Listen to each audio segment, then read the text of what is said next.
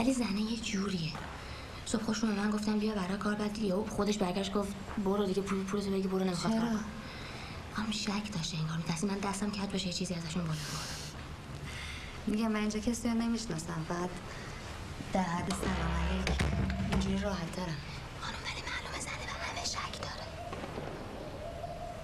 حالا تو الان برمیگردی دوباره پیششون چیزی نگی یه وقت بهشون نه چی برم بگم، اکثرم درد میکنه خانم، نه خیال راحت باشه.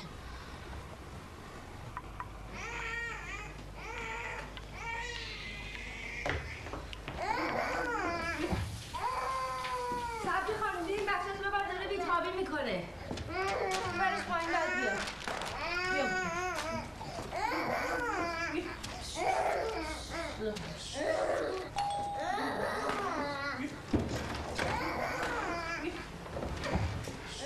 سلام. سلام.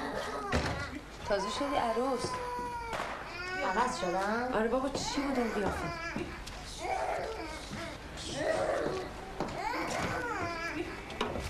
چادر من اینجا بود. گذاشتم این وقت.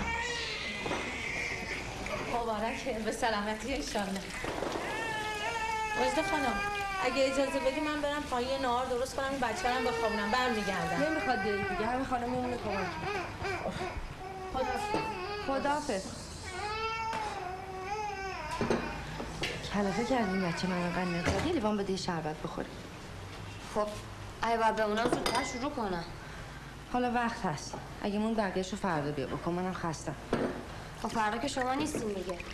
حالا فردا قبل از اینکه بریم. شما که صبح ساعت 4 داریم میریم.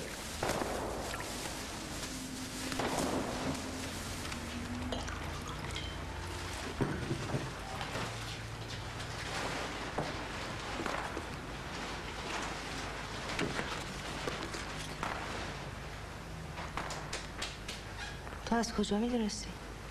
کی بهت گفت؟ حمید سیمی خانم. اون گفت ما صبح ساعت 4 میریم؟ خانم اینا گیره پرده نداره هیچ کدوما. ول کن اونا رو ببینم. اون از کجا میدونست؟ اینجا ببینم. بیا بشین.